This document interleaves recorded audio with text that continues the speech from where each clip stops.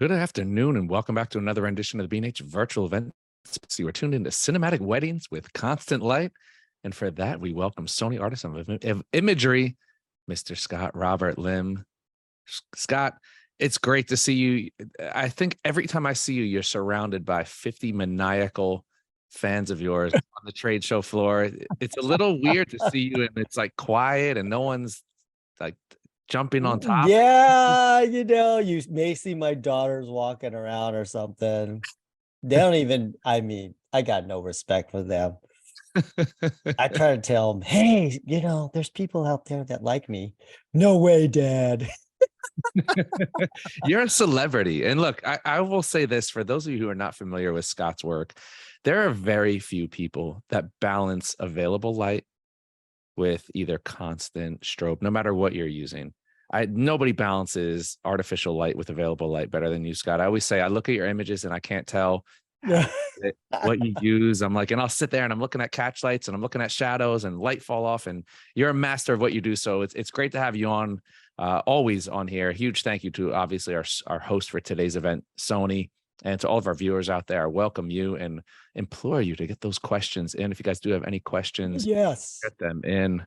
But Scott, you're the man of the hour. I'm going to turn it over to you, and I'll see you in a little bit for some Q&A. you got it. Well, thanks for having me again. And I can't wait for this lecture because I got the time wrong, the East Coast, West Coast thing, and I was 3 hours late to the last time we were supposed to do this. So we rescheduled again. So I'm like chomping at the bit to do this. This is actually a brand new lecture and I put together. And actually, this is like part two of cinematic weddings, but this I kind of wanted to go into more detail and show you 8 essential shots that I pretty much do every wedding. And that's kind of like what I wanted when I wanted to get going. It's like, give me some formulas, give me some things that like I got in my back pocket that I could go to try to create order in chaos. Because if you decide to be a wedding photographer, welcome to the world of chaos. And that's what it is. But I love it. I love the challenge of it. It's very consistent business. If you do weddings and get involved with it, pretty much it's the business is rock solid. But anyways, let's get going. I got a lot to cover. And I'm going to let you know that the wedding photographers are the best. And I'm going to give you 10 reasons right now. One, you have to be a photojournalist. So you got to capture those moments where the people are not looking at the camera and just those brief moments that happen. So you got to know your camera settings. You got to have your exposure down correctly. You got to know all that kind of stuff. You're also a portrait artist where you have to take portraits and you have to learn how to pose and you have to do all that stuff, which is difficult. You do commercial photography. You're taking pictures of the rings and the details and the reception and the church and all that kind of stuff. So you got to do that. Then you're a landscape artist. What happens if you get, hired to shoot in Paris or shoot in the Amalfi Coast, Italy or Korea or somewhere like that? So you have to learn how to create a beautiful landscape shot with a couple. I was just in Joshua Tree, California just last weekend, and we learned how to do astrophotography with portraits and light painting. And so I'm going to add that to my new bag of tricks too, which is pretty cool. Lighting expert, right? Derek was talking about it, how to balance flash, natural light, video light, gels, all that kind of stuff. You got to learn. And that's hard to do. Here's a good one. Socially advanced. You have to learn how to like people. I know as artists, that's sometimes hard for us because we'd like to hide behind the camera. But you have to be socially advanced and learn to get along with people and enjoy the company of other people and all that kind of stuff. You're a psychologist sometimes. I can't tell you the amount of times where I'm shooting a wedding and somebody's crying, usually the bride, and then you got to go in there and, play mind tricks on her. Everything is going to be okay, blah, blah, blah. usually there's some drama all the time at any kind of wedding, and so you got to sort that out. Two, you got to edit your photos, right? And that is a skill in itself that takes years of practice on how do you edit and crop your photos and all that. Then you have to be a director where you're kind of directing the action and create, especially if you shoot cinematically, which I like to do. You kind of have to set the scene up and tell the story. And two, 10, you're a cinematographer. So, and even on top of that, you got to do it in 60 seconds, everything. And the time crunch makes you better. Just being able to, like, I've only got a minute to do this, get it out. That really gets you to know your stuff. So that's the reason why I think wedding photographers are the best. So what is a cinematic wedding? So I say it's a collection of images that tell a story and emulate the feel and tone found in motion picture films. So my whole style is I like to make the wedding day look like a motion picture. And a lot of times my lighting foundation, I know Derek talked about me balancing the light and all that kind of stuff. I watched a lot of movies. And so a lot of my lighting is because I watched a lot of movies and I see how they light the subjects. I'm always aware of the catch lights, if they have a highlight behind them, all that kind of stuff, what lens they're using, all that things. So I watched a lot of movies, and so that's why my style is very cinematic. The result is wedding imagery that looks more like a feature film than a traditional wedding. Okay, so cinematic really means something that is highly artistic, right? And so when you watch a movie and they spend cajillions of dollars and they have the best people in the world working on these movies, it is highly artistic and you can learn from that. A highly artistic and visually stunning approach to capturing the wedding day often involves the use of high-end cameras, professional lighting, and advanced editing techniques, kind of like color grading and things like that. And so you need all this stuff to produce this style. It's not like you go to Costco, get the kit lens, and you're ready to go. You're going to have to need you can start off that way, but if you want to move this way, you're going to have some higher end equipment. And so cinematic means you're going to have some nice gear. And let's briefly talk about that. To get the look, you need the gear and the tech. I mean, if you want to shoot this way, you just got to bite the bullet, apply for the B&H credit card. They're very fair. I have one I use regularly. Okay. Just saying. So anyways, let's talk about what kind of gear I use and what I recommend. Large sensor. The larger the sensor, the better. So I say full frame. If they got, now full frame stuff is very low cost. So I recommend that. And there's a reason why I do, and I'll get into it. Prime lenses, I recommend. Wide angle lens and some sort of lighting, which would be great too. Okay, technology matters when it comes to cinematic, wedding photography. When you're shooting a movie, well, I don't know if you've ever guys been somewhere where they're shooting something professional. I mean, it's like I was shooting something, it was like a stage play, and they had hired this high-end director to come and had all these Sony guys in there. And I happened to be there shooting some BTS.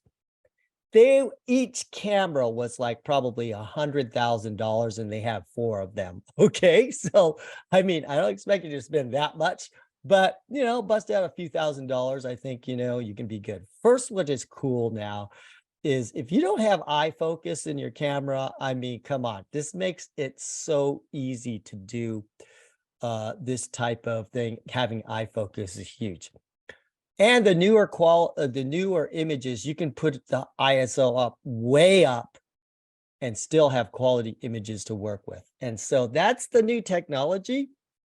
And if you don't get it and you're in the old technology, all the new photographers coming in buying cameras now are having all this quality that you're not. and they could be a step ahead of you already out of the gate. You have to get that shallow depth of field look, the blurry background. That's very, very cinematic. And in order to do that, you need to use like prime lenses. And so that's key. And just shooting video like is really huge now. 4K and 8K video, because nowadays you could put it in slow motion and everybody likes video with stills and reels and all that kind of stuff. And I'm going to be speaking next week on pulling frames from video and using that in your workflow, making prints of them. That will be the future, but we're going to talk about that next week because that's going to be another lecture. Image stabilization is huge. Nowadays, the cameras are getting so good, you don't really need a gimbal, so you can just get in there and shoot. They have Catalyst Browse, Sony does. It's a special software that actually records the movement of your sensor. And so it actually readjusts it, and then you put it through this Catalyst. Even if you don't shoot it with a gimbal, it stabilizes the footage as if you were using a gimbal, and it's pretty amazing. There's other companies like Topaz that have image stabilization. So now you can literally run and gun. And if you need a stabilized image, you can just do that with software.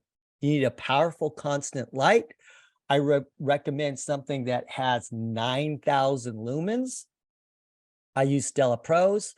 And so why do you need so much? Well, when you're in bright light, you need a lot of lumens.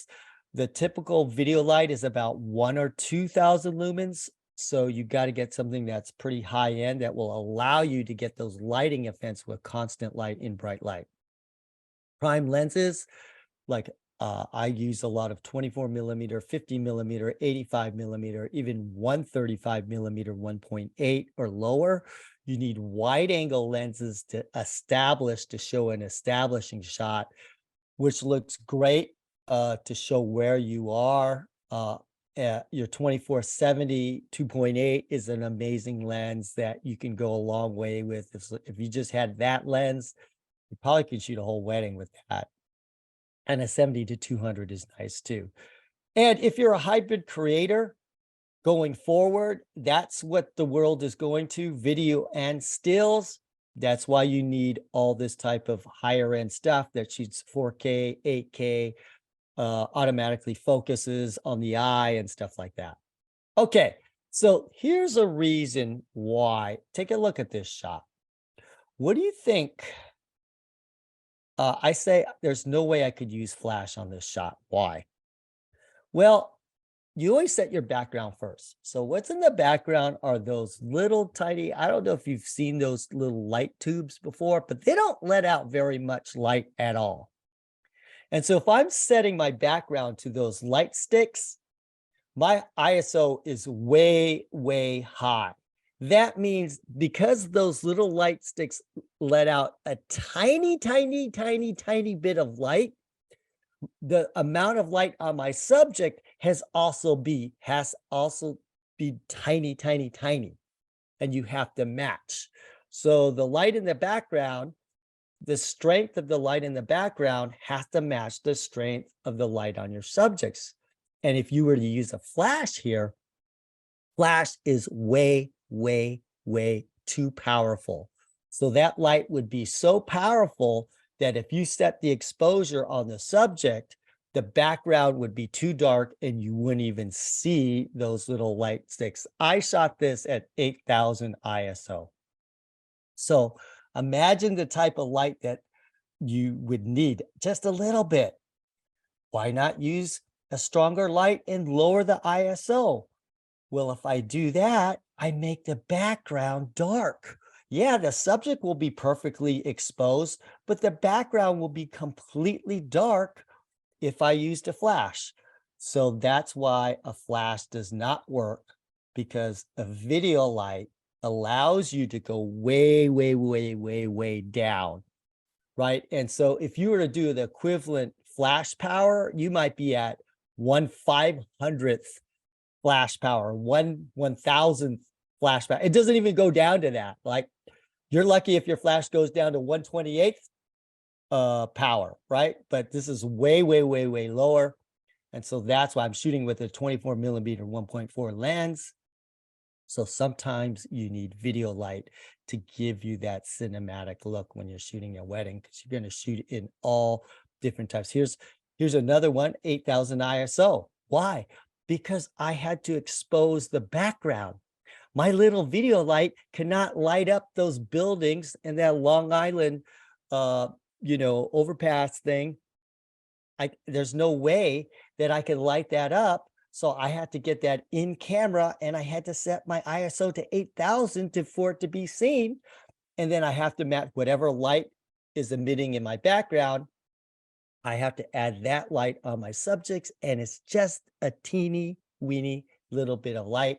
Flash would be too strong. Large sensor cameras create less noise at high ISO. So that's why I recommend full frame, because you're going to get less noise at higher ISOs. Okay, you need to use shallow depth of field. If I want you to go and watch movies, whenever they shoot waist up on a character, the background is always blurred out, because they want you immediately to know what they want you to focus on. And so your eye, when you're taking a photograph, your eye goes to what is sharpest and what is brightest. And so if there's a lot of sharpness in your photo, the eye doesn't know what to look at first a lot of times. So if you blur out the background, the viewer knows immediately this is the main subject in this scene or in this shot. And then if you add light and make them brighter than the background, they're really going to stick out. And so a lot of times, people are only looking at your photos for a fraction of a second. So you need to communicate that story and say, who's the main character? They need to, like, within 0.1 seconds, they need to know who the main character is. So if you blur out the background, you put light on your subject, you're going to immediately know who the main character is.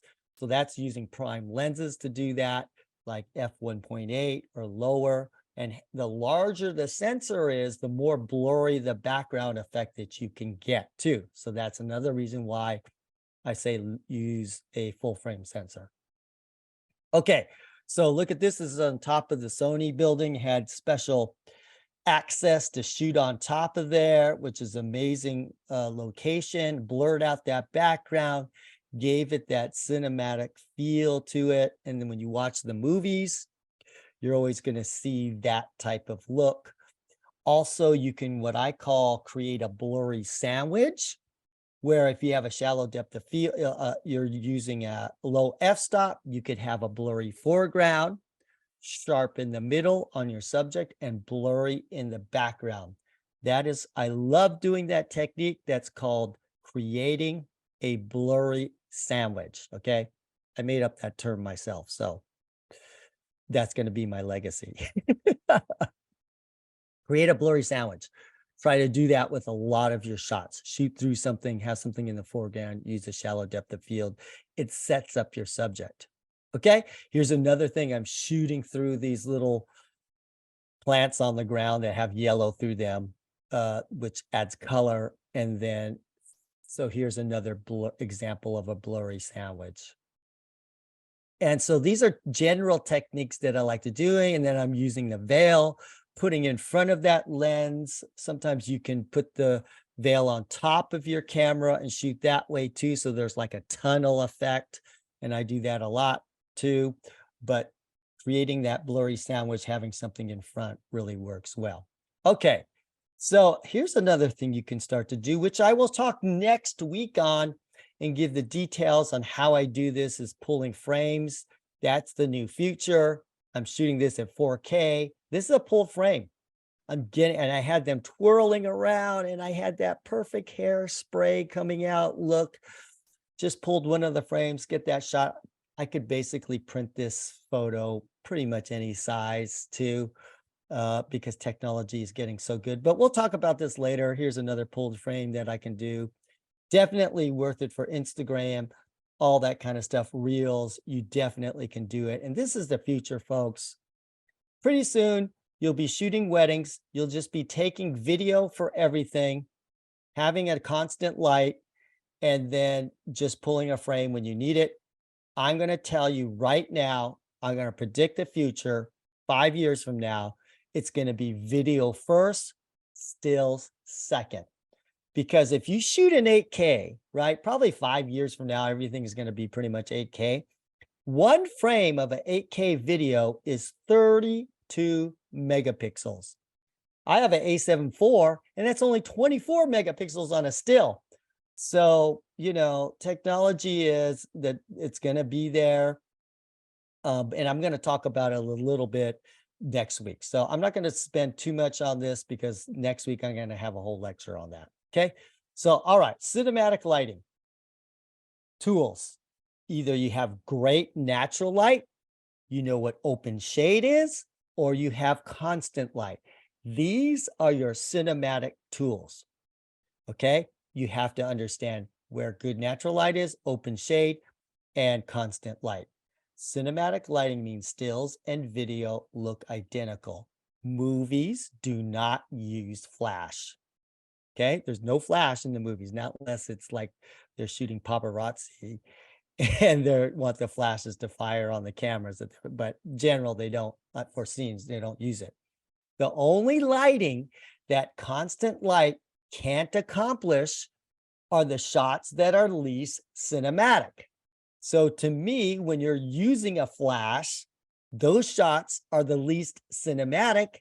And so if you're shooting cinematic wedding, you only need them for certain things where it's not a cinematic shot. And I will give you an example, a shot like this, a group shot, right? Okay, obviously, when you go look at the movies, it doesn't look like this, right? This I'm using, the movies show large group shots with the subjects looking at the camera. No, right? It's not very cinematic at all. So if you have to bring your flash out and do this, right? What is this? This is two 200-watt flashes on full power, okay, to do that. And so, yeah, I have flashes. I bring it to the wedding, but it's all those shots that are, for the client and wanting group shots and stuff like that. I'll use flash. That's fine. But I'm not getting hired for producing photos like this. When a wedding, prospective client, the bride or the groom, they don't look at these type of, let me see your group shots and see how you do that. Not necessarily. They're not looking for that. They want your artistic vision. They want those shots that look cinematic. So yeah, you need to do this, but it's not like this makes you money. It's just a standard shot. So don't worry about it. So let's talk about how to create light and create these shots. That was the preface on how I do things. Now I'm going to get into the 8 essential cinematic wedding shots, part 1. Okay. So let's talk about the first one. You need to get a great ring shot. And that's really essential. And I use light for that. There's 3 things that I look for a ring shot. And if you can find these, it's great. If you find some sort of light panel that you can put the ring on, that's huge. Like anything lit up that you can place it on, that's going to have a good look for you because it's going to light the ring nicely. Also, anything that creates a little pedestal for the ring is a great thing too. And I'm going to show you some ways to find that, especially in hotel rooms. And there's a built-in pedestal for your ring in there mostly every single time. I'm going to show you how to do that. And I'm going to show you the sexy ring shot where you can kind of have this stiletto effect, but I'll get into a little bit later. So let me show you these 3. Here's the shot here. Okay. So I saw this light panel. I go, that's perfect.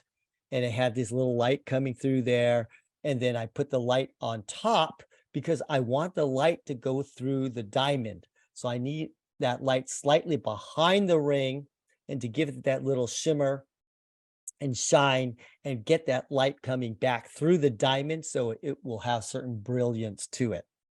So that's a light panel. Here's my settings on that. I don't even use a macro lens anymore because honestly, it's just easier to get it in focus. You can even use autofocus. And if you have the eye, you can put the square right on the ring and take a picture of it.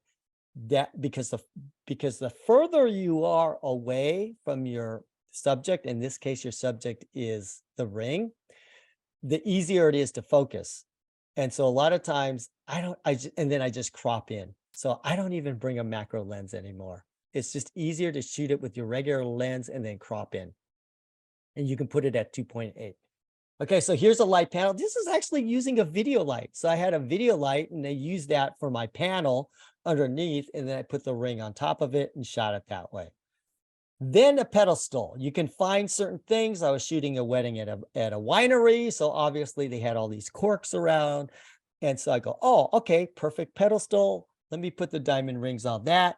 And those little lights are those LED Christmas string lights, those little LED things that you can buy for $2 on Amazon. And I put that in front of my lens.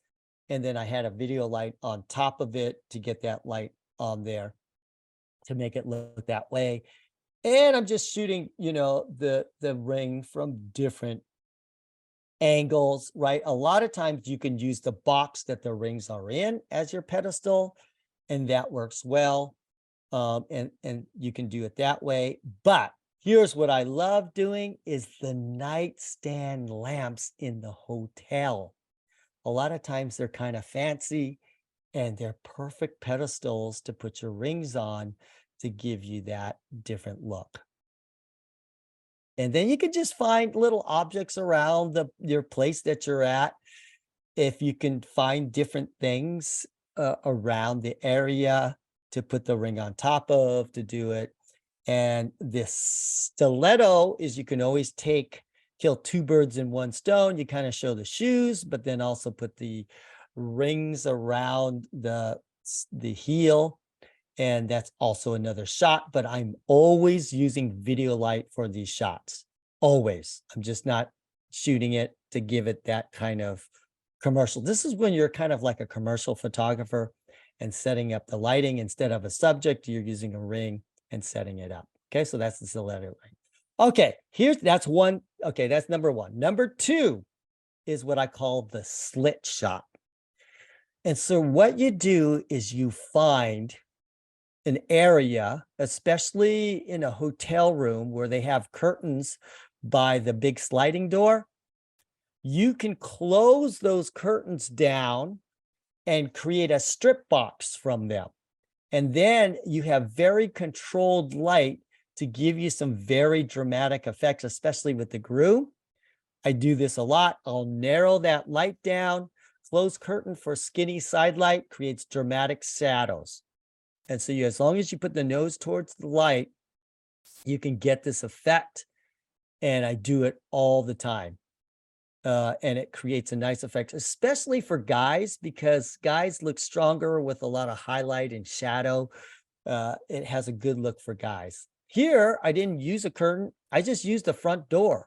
And I narrowed that door down just a little bit so that light would come in. It's very strong light too. So when you put strong light on your subject, the background is going to look darker because you're exposing for the face, right? And if there's a lot of strong light on the face, that means the background is going to be really dark and it's going to create that dramatic effect.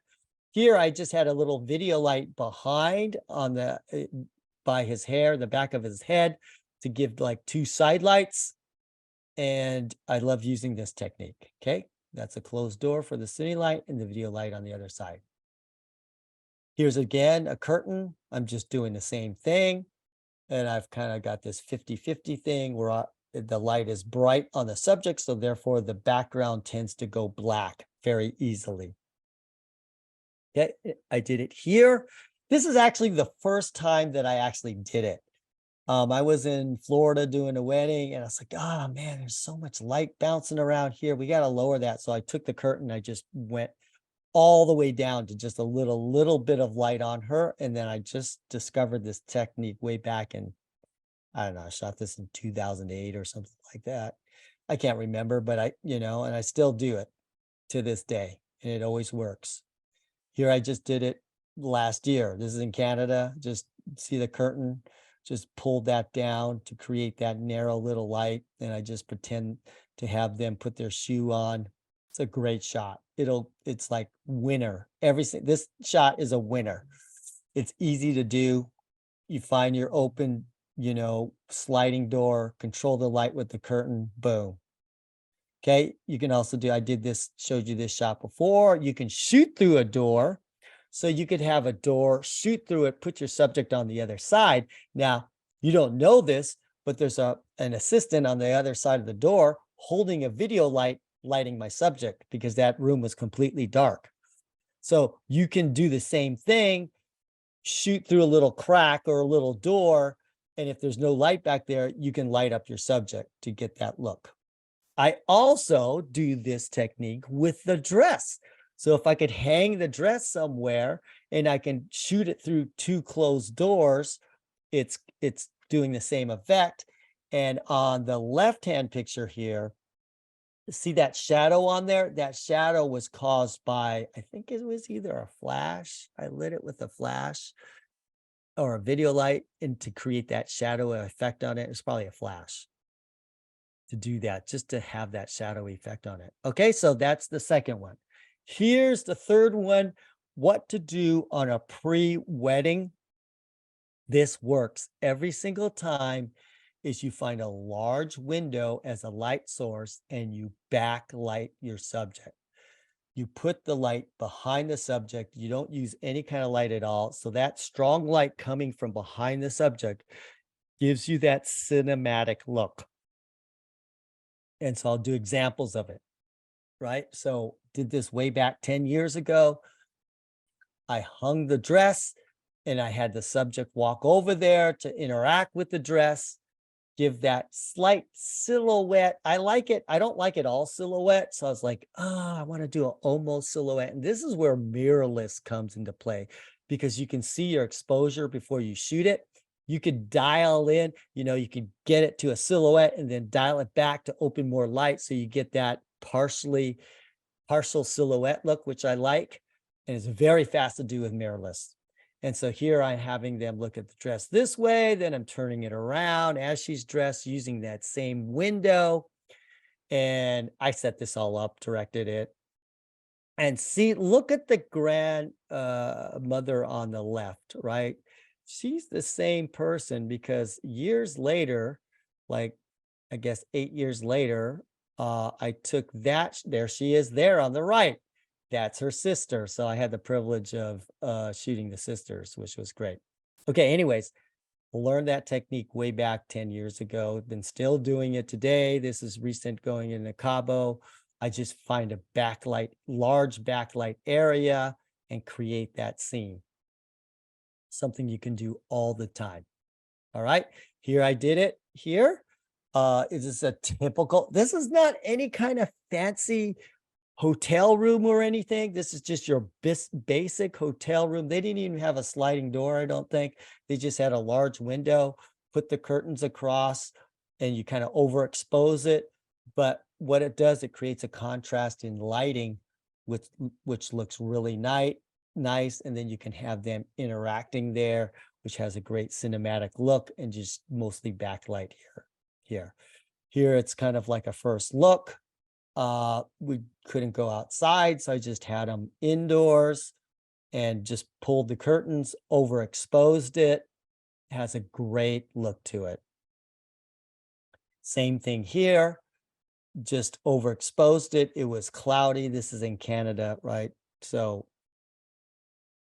hard for the sun to come out a lot of times. There's a lot of overcast, right?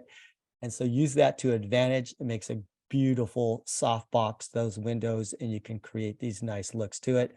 Here, doing it in Mexico. What am I doing? I'm looking for a large window, the largest window that I can find, opening it up, putting my bride right through here, having her look down on her beautiful flowers. Boom. There's just backlight. That's it. And overexposing. It's a great shot. Okay, 4 cinematic romance shots, open shade with rim light.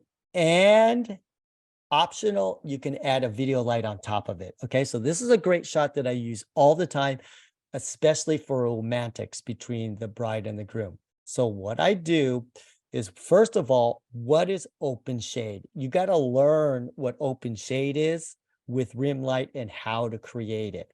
So basically, I'm going to show you a diagram on how this is. You place your subject in the shade. So let's say the sun is there.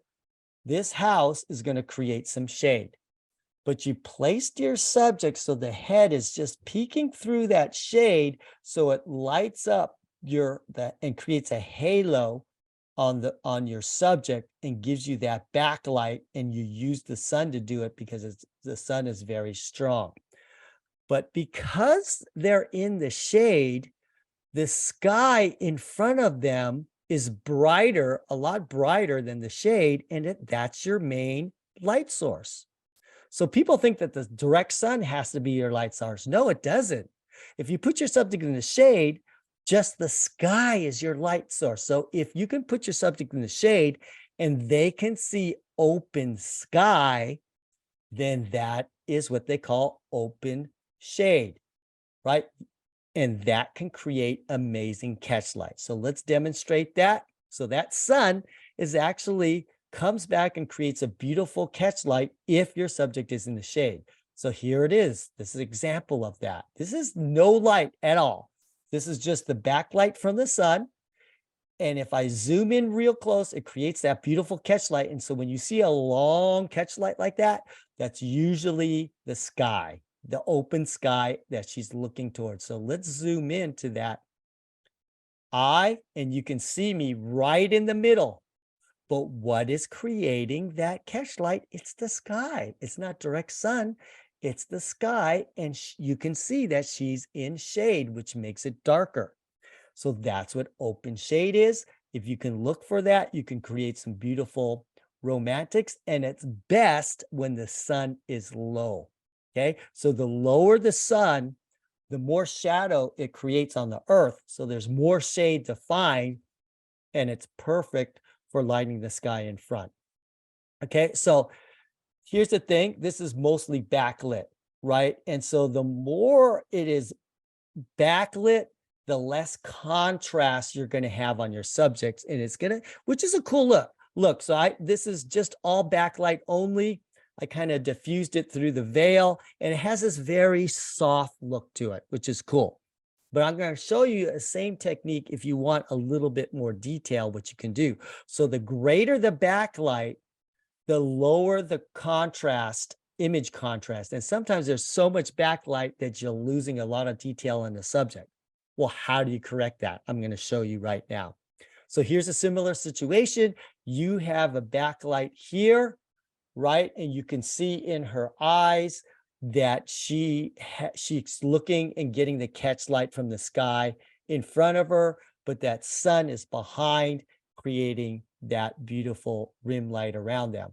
Now, in this particular instance here, when I'm going and setting up, what I look for is things that are glowing. And so I saw that tree. See that tree to the right? It's glowing, isn't it?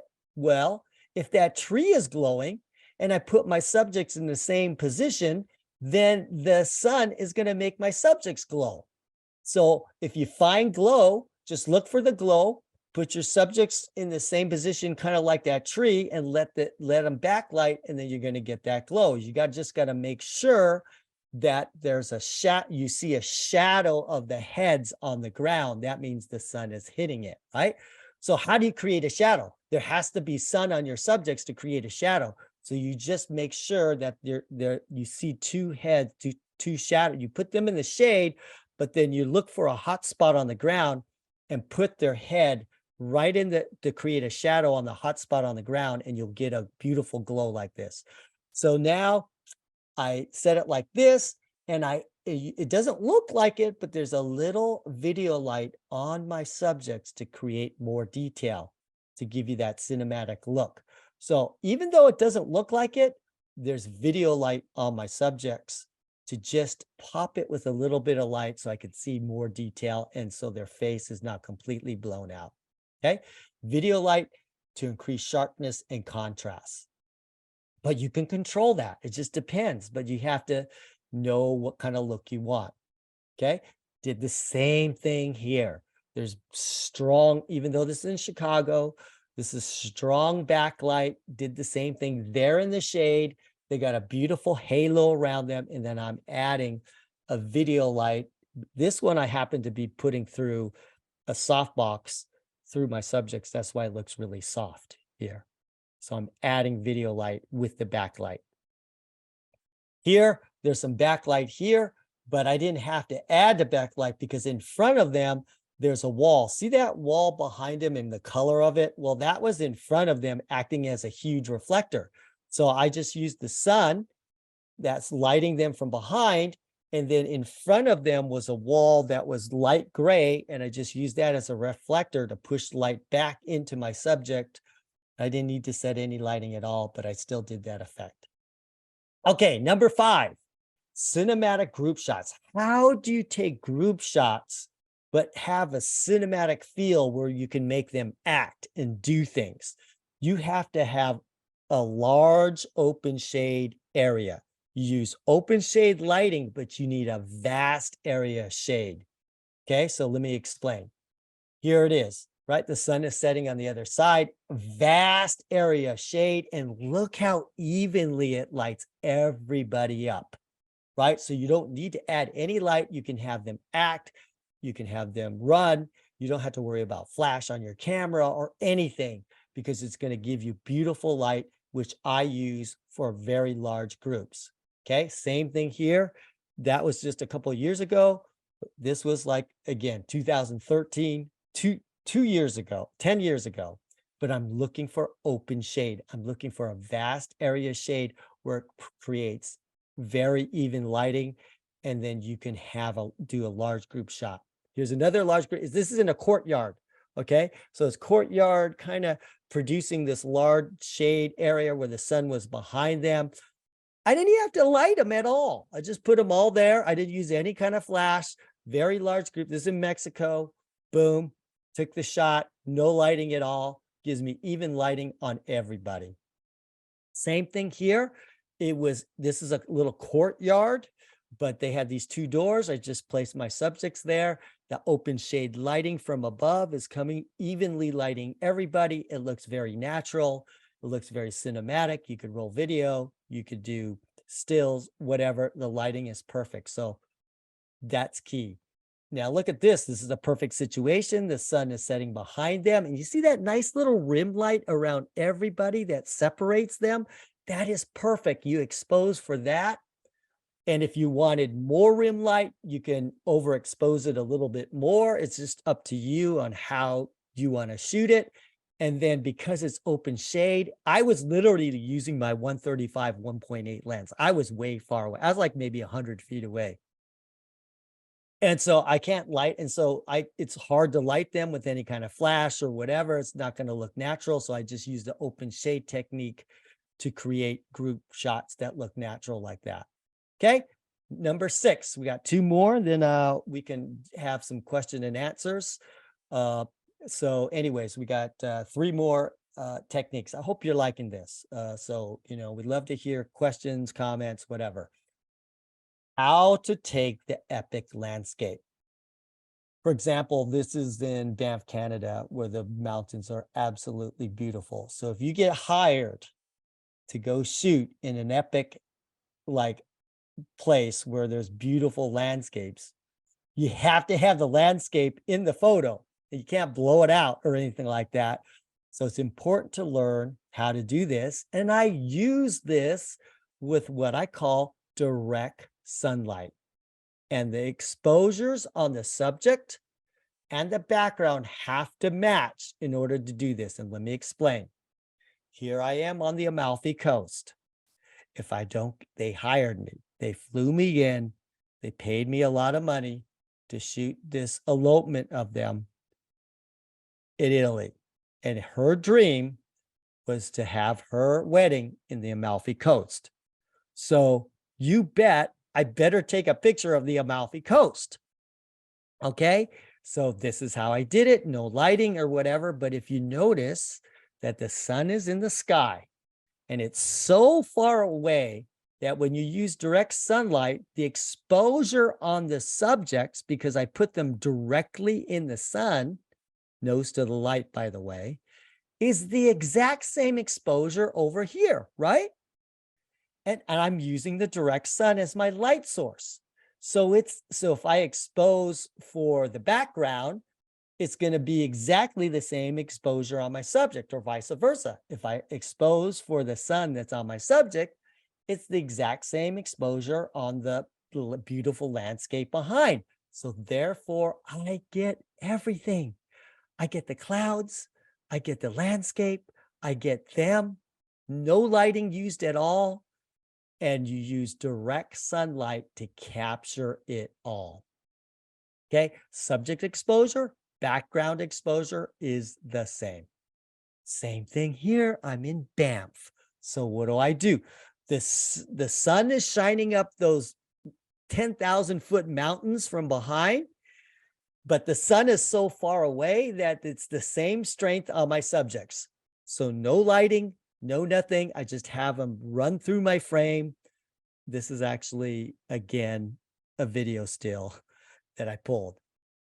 Okay. And then it looks beautiful, but you get all the epic landscape. That's how you get vibrant colors, beautiful skies. You don't even need to use a flash or anything with this method using the direct sunlight. Here I'm Venice, Italy. I'm doing the same thing. The light on the subject is exactly the same light on the background behind them. So if you expose for one, the subject, the background's automatically going to be exposed. And it's an easy way to get those epic shots. Now here I'm in Miami. And what I found was, now they're in the shade, but I found a little bit of a sliver of light, a direct sunlight through the branches. It just happened to be in the middle of that fountain that was behind him. I go, perfect. It's all symmetrical. It was like, a little skylight coming right down in the perfect place that I wanted it. I got subjects, look over there. And what do I always say? Nose to the what? Nose to the light. Why do you think that how I posed her chin is up looking at that light? Well, if her chin was down, her face would be in shadow. So I had to put her chin up towards the sun, because this is like, 2 p.m. or 1 p.m. And so the sun was very high. But because it's direct sunlight, the light on them matches the perfect exposure of the light in the background. So I didn't need a flash or anything to match the exposures. And I got it all without setting up my lighting, but it looked dramatic because there's shade all around them. And it was just a little spotlight coming through. And you had, as a wedding photographer or a portrait photographer shooting on location, you have to find these little lighting gems of gold. And that's what's, I think, the great thing about going to some of my workshops. I show you how to find these little gems. My 23 plus career of doing this, I know where to find these little nuggets of gold that I could show you how to use to create great effects without hardly any setup. Very fast to do. So here I'm in Hawaii. And look at the exposure on them. Everything is perfectly exposed because I'm using the direct sunlight as the sun is setting. I could have went on the other side and shot it with backlight, but then the skies would have been blown out and everything. So, it wouldn't look great. I would have to add flash to get the skies back in it and all that kind of stuff. This is easy, right? Look at the trees. Do you think I had to light those trees up? No, the sun is lighting it. Look at the clouds behind them. What's lighting those clouds behind? The sun. It's all even exposure. They're even. Just set up the composition. Boom, you're ready to go. Direct sunlight. Learn how to use it. Okay, 7. We're getting down there. Then question time. Cinematic dance shot. This is the most complicated setup where you could do the first dance, the reception lighting. And this is, I kind of got famous using this technique. And so you use lights in your background to set it up.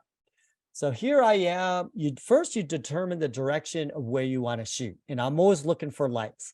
So in this case, What are those lights? Those lights are directly behind them. I know I'm going to shoot that way because it's going to make for a great background. So I set my 2 lights in the corner of the dance floor, shining directly in the middle to give me that backlight. And they're about 1,000 lumens. I set it up anywhere between 1,000 to 1,000 lumens, right? And then I have another light, video light, shining straight up at the ceiling, which was white, and bouncing down. So it just gives me a little soft light bouncing down on my subjects wherever they're dancing. So I have a 3 light setup here, okay? And so I get shots like that because I get the 2 side lights, and then I get the light bouncing up and coming down to illuminate them. And so you can see my camera settings here. I'm at shooting at 1.2, right? And look at this, how beautiful this lighting looks, right? See that light on the mom's face? That's lit by the light shining up at the ceiling and then coming back down really soft like that, which gives you a great look. Now here I'm doing the shot, but I'm looking for lights. Well, a lot of times you're not going to have a nice panel light behind, but you're always going to, especially if you're in a ballroom, you're going to get some very nice hanging lights or ballroom lights. And so I shoot up that direction to put that in my background. So if I don't see it in front of me, I always shoot up to give me those beautiful lights. That way, it's the same technique, 2 side lights, another light hitting the ceiling and coming back down to fill in my subject to give me that cinematic look. Okay. Then I'll go in tight and do a shot like that. A lot of times I do this because maybe you screw up the lighting while they're doing the first dance, right? Which I've done many, many times, right? It's like, and then sometimes they only dance for 1 minute because they don't like dancing. I'm like, I didn't get my shot. So I just reset it up again. It's just, oh, can you do me a favor? I want to get this shot, right? And so I just reset the pose up again and redo it. Okay. Now look at, let's say you're just in Mexico and you're outside and you got these string lights. What do? Right. So you expose for the string lights first, right? They're going to be dark. So I have 1 video light shining on them. And this way it's constant light. Look at the perfect expression that I got. That's because I'm shooting at 10 frames per second. Right. And you can just, when you use constant light, you don't have to wait for your flash to recycle. Boom, boom, boom, boom, boom, boom. Catch the perfect moment. Okay. Catch the perfect moment with that constant light. 20 frames per second for best shot. Okay. Same thing here. Was this a first dance? No, I just recreated it, put them in the perfect position, had everything exposed. The sun was going down, typical California, West Coast sunset, beautiful. Because we have all the smog, which makes like the sunsets look even better and hazy. It's like having a smoke machine, but you don't need it because we just have smog. That's why we have the best sunsets. We're probably dying 5 years earlier than the rest of the country, but whatever. And then letting them up perfect like that. Boom. There it is, right? Set it up. Set it up. Don't worry, you missed the same thing here. I missed it, but I wanted the perfect shot. I reset it up. I put the lights there. I put these clear balloons. They had these clear balloons with video lights inside of them. I put them right in front of my camera. I positioned them perfectly between those chandeliers there. And I just faked the shot and set it. So don't worry about missing the first dance. You can always just recreate it again and make it perfectly, because why? You are a movie director and you're directing your shots. This is real time.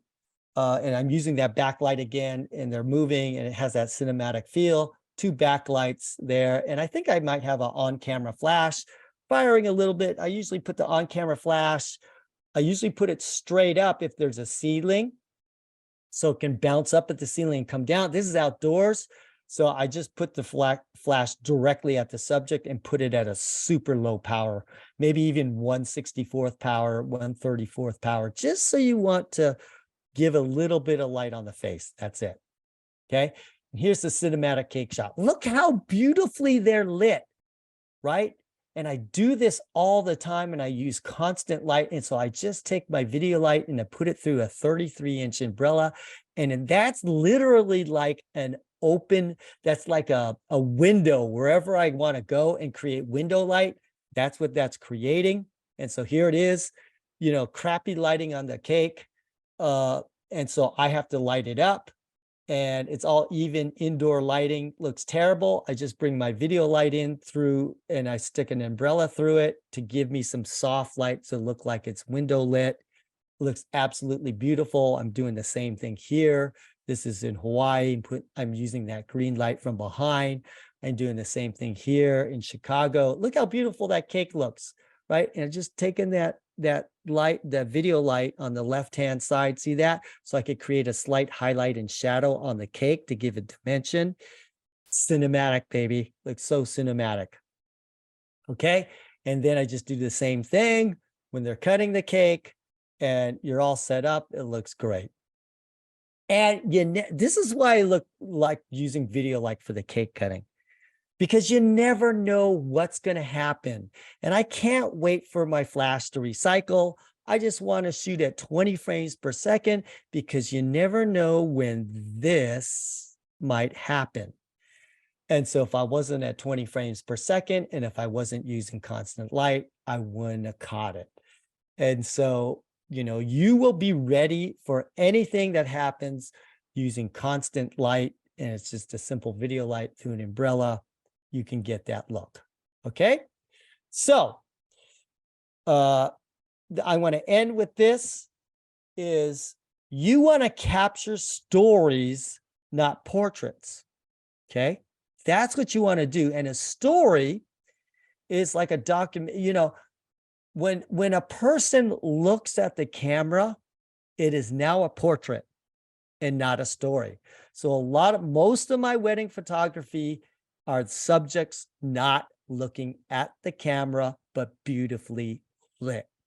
Okay. And so that's my style. That's my cinematic style, because if you have a cinematic style, when you watch a movie, do the subjects look in the camera and start acting in front of the camera looking? I mean, sometimes they have weird movies like that, but 99.9% of the time, they're never looking at the camera, never. And so to create that cinematic look, you can't have them do it. Okay, so before I end, I want to add a few commercials. I'm going to Paris in a few weeks. You can still go to that. I got like maybe one spot left open. We're going to do Paris, and I can show you how to do all these things in Paris. June 24th to 28th, scottrobertstudio.com. Now, if that's too soon, I'm doing the same thing in Cuba, which is a fabulous, those are the two favorite places for me to shoot. October 11th through the 16th, that workshop's probably going to sell out. Go to scottrobertstudio.com.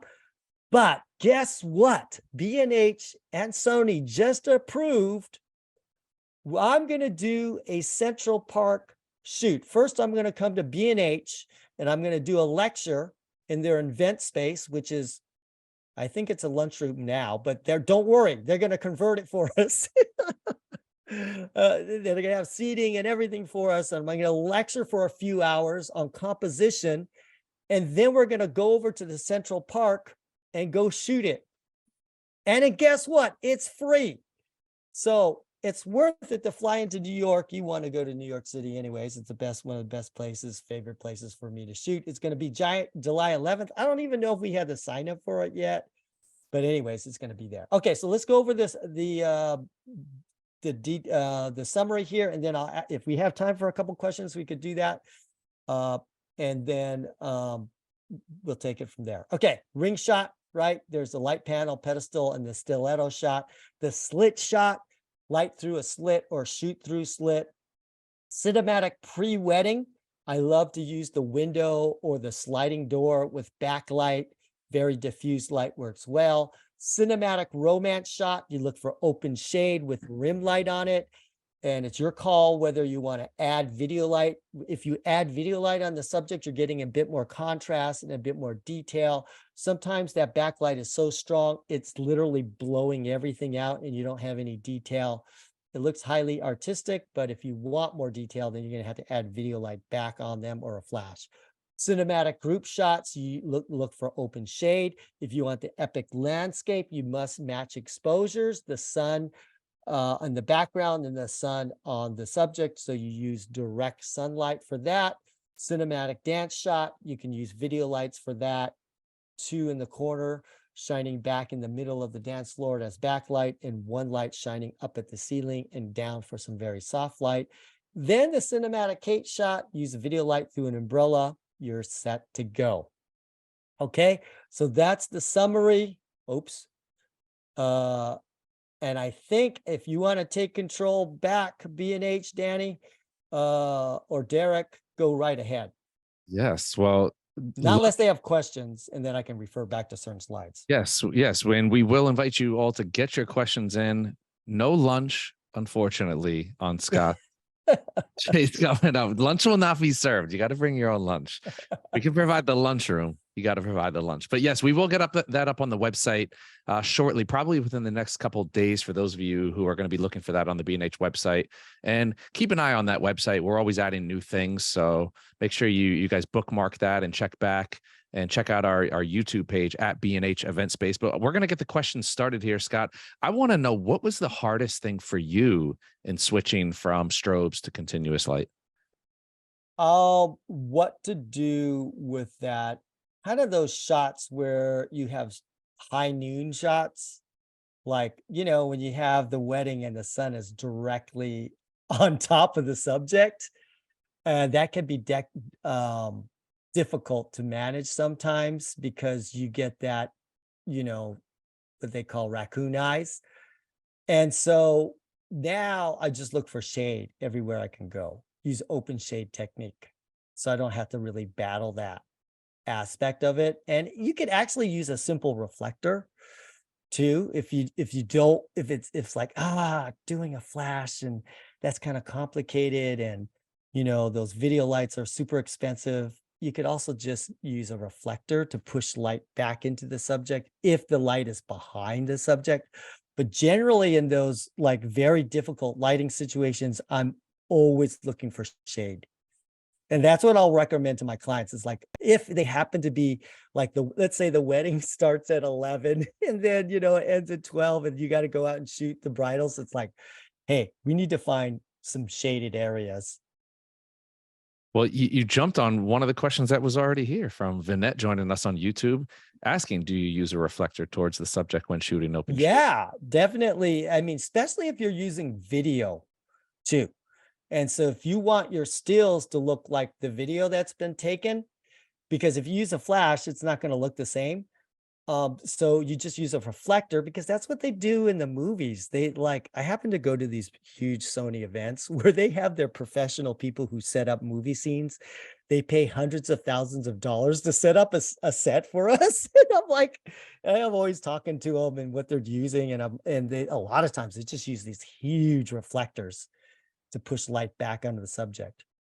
Well, it seems like a lot of the great techniques come from the cinema world. I mean, you look at, Definitely. I feel like, especially with weddings, everybody's kind of trying to move more in that direction of having that cinematic feel to their images. For sure. All right. We have a question from Saul joining us on YouTube. How are you freezing action without a flash and with such low shutter speeds? If you are in a very dark area where there's not a lot of ambient light, let's say you take a picture in the complete darkness. If you're using flash, you could set your shutter speed to an hour, and the subject will be razor sharp, because the light on a flash is momentary. So on a flash, it could be 1,000th of a second. Like if you're using 1/4 power or 1/16 power on your flash, it could literally be 1/5000th of a second. And so that momentary light lights up your sensor. But if there's no other light in the area, or that light is really, really, really low, that light won't overexpose your image. And so that's why you could use flash when the ambient light is very, very low. You could put your shutter speed to anything and it will create a razor sharp image. We just did that. We just did astrophotography, and we had 20-second exposures, but we hit our subject with a flash. And even though the shutter was open for 20 seconds to capture the Milky Way, we hit our subject with flash, and it was just so momentary, they were razor sharp. So the razor sharp subjects with the astrophotography, with the background in the back, it's because there's hardly any ambient light. You cannot do that when there's a lot of ambient light around. You'll get a double exposure, you'll get ghosting, and it just won't work. That makes Perfect. sense? Totally. Totally. If you guys have any follow-up questions, feel free to get those in as well. We have a question from Jim joining us right here on Zoom asking, do you use large reflectors on group shots? And I'm going to kind of expand that, Scott. How big is the normal size of modifier that you use? It's all about travel size, which I can fit in my luggage. So I find like the 42-inch reflector is still, I can shove it in my big suitcase. So I use about 42 inches, but you can have, you know, I usually don't do group shot. Like if it's more than 10, like 5 people would be the max for me to use a reflector. Because like if I'm doing a large group shot outdoors, um, I usually would use flash, just to a couple flashes to match the exposures. So because flash is so much stronger and easier to control. So for group shots, generally, I always look for shade. Okay. But then sometimes the subjects are in the shade. Like I just did it in San Diego. They go, Scott, can you take a picture of everybody? That's your worst nightmare, right? When they throw that on you. Like, oh, man, there's over 100 people here. Where are we going to go, right? So they had a patio. It was all in shade, but I wanted to get the ocean behind them because we're in San Diego. So I put them all in the shade, and then I used my flash. And my flash power on the subject matched the exposure of the background. And I just had 2 flashes that lit. So what you can do is kind of like have a flash, you could have 2 flashes, usually will able to cover a large group. Okay. One final question here, Scott. What is the that you see most that people are doing wrong or that people are misunderstanding about Ooh, I lighting? love that question. What's the biggest pitfall you see? Okay, here's the biggest pitfall. Getting the exposure right when using flash, like you're matching the exposure of the subject and then, getting the sky in the back. That's very easy to do because once you kind of learn the technique, you get all excited that you can do it. There's a couple things so that's good. But what people don't understand is the positioning of the light to make it look natural and not flashy. So when you're using it and that light is just kind of like using on-camera flash or something, like maybe the light stand is not all the way over to the right or something like that, it looks very flashy. Like, oh yeah, they used a flash for that. And that doesn't have the cinematic look to it. And so the positioning, learning how to position the light is one thing that a lot of photographers don't know. And that separates, as they say, the men from the boys, right? From the experience to the non-experience. When you get a master photographer that knows lighting, it's not just about the right exposure, it's the perfect position so it looks completely natural. That's hard to learn. And a lot of times you have to watch a master do it to get a handle on how to do it. Well, luckily, we're gonna have a master in New York City. Yeah. Look, I July can't say 11th. it enough. I can't say it Are enough. you gonna show up so Oh, people could, 100%. 100%. you're like a big star. Oh man, there's Derek. Oh no, no. I'm in your shadow. I'll be standing in your shadow. I'll be directing people. I'll be a traffic cop. But no, it really, I can't say it enough, Scott. I still remember it was probably back in 2019 when we had you in the actual event space before we went virtual, and then moving over to the lighting department. And really, if you guys are looking to get a hold on lighting for portraits, there's nobody better. There's nobody that's more fun and more energized. I mean, your passion for what you do is just phenomenal, Scott. So I really, if you have enough time, I promise I will get it up on the website soon so that you guys can block it off and plan for it. But this is something that if you're able to get to New York City on July 11th, totally worth it. It's going to be 4 hours of education that's going to take your portraits to another level. So, Scott, always a pleasure having you on, man. Yeah, I love being on here. Thanks for having me, Derek. And I hope to see everybody July 11th or in Paris or in Cuba. There you go.